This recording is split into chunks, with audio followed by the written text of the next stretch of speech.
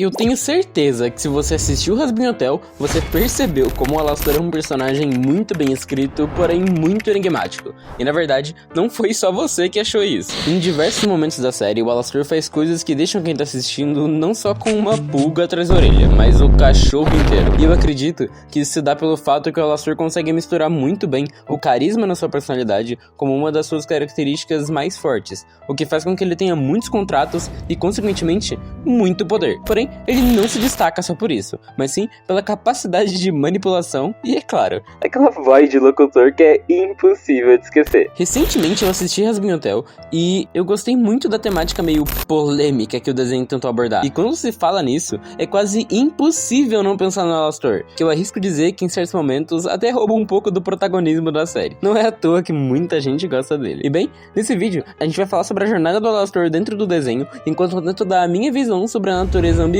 maldosa e enigmática dele. E por fim, sintoniza o seu rádio e prepara seu café. Para começar a falar sobre ele, primeiro a gente precisa voltar um pouco e entender o porquê dele tá no inferno, porque se ele tá ali, bonzinho ele não é. Mais especificamente entre 1890 e 1900. O Alastor nasceu como filho único no sul dos Estados Unidos, em Nova Orleans, em Louisiana. Em vida, ele era nada mais que um radialista, conhecido por ter uma voz bem marcante e carismática, que cativava o seu público. Porém, como eu disse antes, pra ele tá onde tá, bonzinho ele não foi. Por trás dessa fachada encantadora e um rosto bonito, ele tinha um segredo. Ele era um serial killer canibal. E além disso, por algum motivo, ele escondia o corpo da galera que ele matava em um local de abate de cervo. Não me pergunte o porquê, o cara só era doido mesmo. Até que em 1933, em uma dessas noites que o Alastor tava levando mais um corpo pra lá, tinha um caçador com alguns cães de caça. O caçador acabou confundindo o Alastor com um cervo e fez ele ir jogando Vasco. E ainda depois disso, os cachorros ainda foram papar, se é que me entende.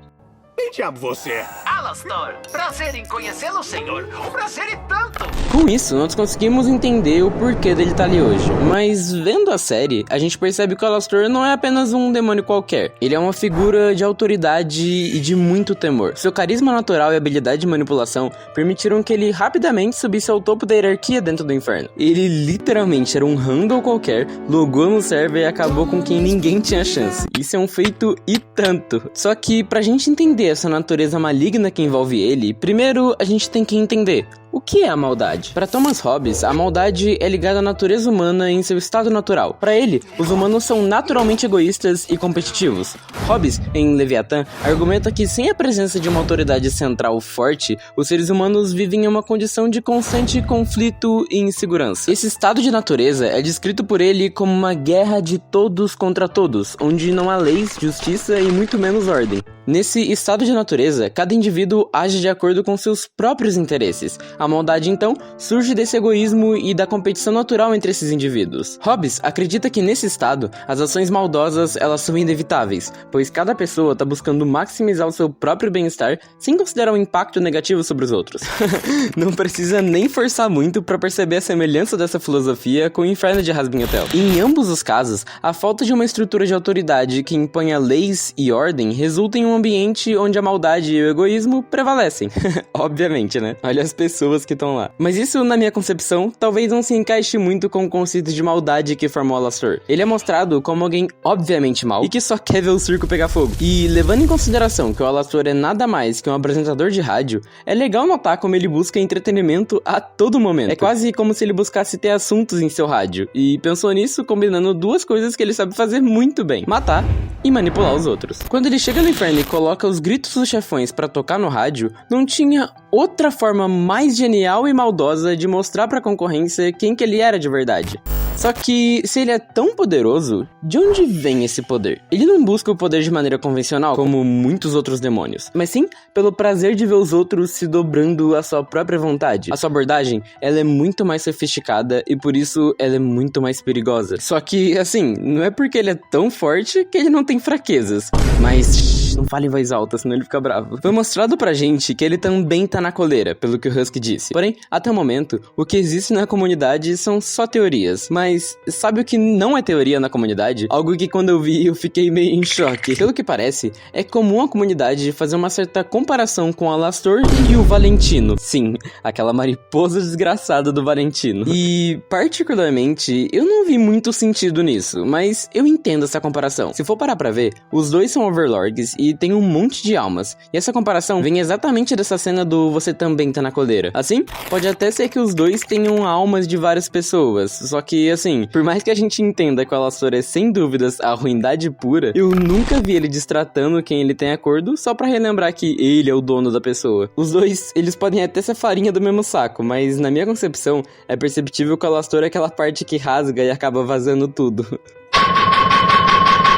Isso porque ele tem um certo diferencial. Ele não quer só ter por ter, ele tem um propósito próprio. E não só isso, ele tem uma personalidade bem marcante. E por mais que irritado, machucado ou todo estabanado, o Alastor nunca para de sorrir. O que eu não sei se faz parte do marketing do personagem ou se teria alguma coisa a ver com esse tal acordo que coloca ele na coleira. Eu prefiro acreditar na segunda opção, sinceramente. Só que, falando em sorriso, ao longo da série a gente vê o Alastor entrar em cena com um sorriso largo e um ar de despreocupação, como se ele não se importasse pra nada ali. Ele oferece ajuda a Charlie no Hazbin Hotel, não por bondade, mas porque ele vê nisso uma oportunidade de diversão e controle. O interesse dele é puramente egoísta e voltado pro seu próprio entretenimento. Ele adora a ideia de um inferno reabilitado porque isso traria um novo tipo de entretenimento e desafio pra ele. Isso não é um ato de bondade, mas sim uma forma de jogar um novo jogo com as regras que ele mesmo cria.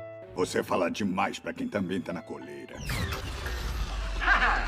O que você disse? E outro ponto interessante sobre Alastor é que ele pode ser interpretado através da filosofia de Nietzsche, especialmente o conceito de super-homem. O Nietzsche argumenta que em um mundo onde não há valores absolutos, o indivíduo deve criar seus próprios valores e transcender a moralidade tradicional. Talvez assim seja um pouco difícil de entender, mas olha, o Alastor, com sua rejeição de normas morais convencionais e a sua busca incessante por poder, ele pode ser visto como uma versão distorcida desse super-homem. Ele impõe essa vontade sobre os outros, criando seu próprio conjunto de regras e valores. Ele mesmo dita o que é certo pra ele. Além disso, a sua presença constante na forma de uma transmissão de rádio serve como um lembrete do seu poder e do controle dele. Ele tá sempre transmitindo, sempre observando e sempre influenciando. E essa é uma metáfora perfeita pro personagem. Sempre presente, sempre controlando, mesmo quando não parece estar ativo. Só que, se isso é verdade, então qual é o verdadeiro propósito do Alastor? Podemos dizer que ele busca entretenimento e controle, mas também algo muito mais profundo, o mais puro e lindo caos. Quando ele ficou sabendo que a Charlie faria de tudo pra impedir que os anjos destruíssem o hotel e matassem a galera de lá, ele não hesitou nem um pouco em oferecer um acordo pra ela, em troca de uma ajudinha futura. E, além disso, os criadores da série fizeram um ótimo trabalho em mascarar as reais intenções do Alastor. Você olhando pra outros vilões de desenhos animados, mesmo com um sorriso no rosto, você sabe que eles não querem ajudar realmente. Mas agora, por mais que o Alastor não seja um vilão na série, é impossível saber o que passa na mente dele. Só porque vê um sorriso, não acha que sabe o que se esconde por trás dele.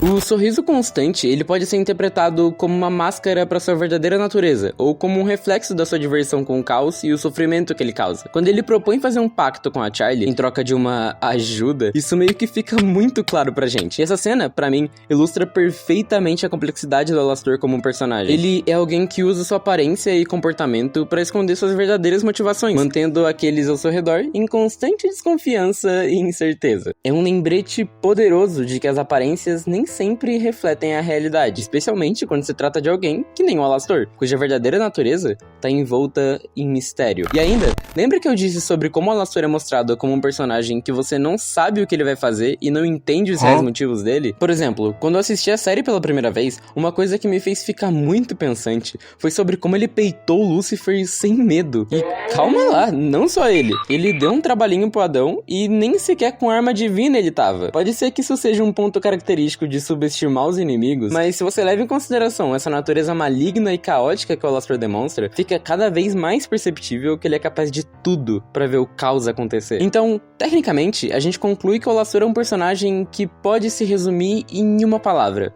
caos. Mas será que ele é só isso? Me dê liberdade e me lembre o sabor. E o acordo me prende, eu não posso me opor. O Alastor, apesar do seu poder e carisma, com uma personalidade muito enigmática, é um personagem profundamente preso em si próprio. O desejo incessante por caos e suas próprias vontades mantém ele em um ciclo interminável de manipulação e controle, uma prisão que ele mesmo criou. Essa complexidade torna o Alastor um dos personagens mais fascinantes de Hazbin Hotel, revelando que mesmo seres mais poderosos podem ser aprisionados dentro de sua própria natureza e desejos. A sua história serve como um lembrete sombrio de como nossos próprios desejos e ações podem nos aprisionar, deixando-nos incapazes de encontrar paz ou a verdadeira satisfação. É claro que talvez isso não sirva pra ele, até porque eu não preciso nem falar sobre o ambiente que ele vive, né? Mas enfim, o Alastor mostra pra gente que por trás de um sorriso encantador podem existir intenções sombrias e complexas, lembrando que nem tudo é o que parece. A história e personalidade multifacetada que ele tem me fez refletir muito sobre a natureza humana e a linha tênue entre controle e destruição. Mas uma pergunta fica: o que será que tá prendendo o Alastor? E até onde ele iria pra suprir os desejos caóticos que ele tem? Essa talvez seja uma pergunta que a gente vai ter que esperar pra saber, mas eu adoraria saber essas teorias. Comenta aí. E meio que assim, se você assistiu até aqui, eu acredito que você tenha gostado do vídeo. Então não custa nada dar um like ou se inscrever, isso vai me motivar muito a continuar. Então, fica bem e até uma próxima.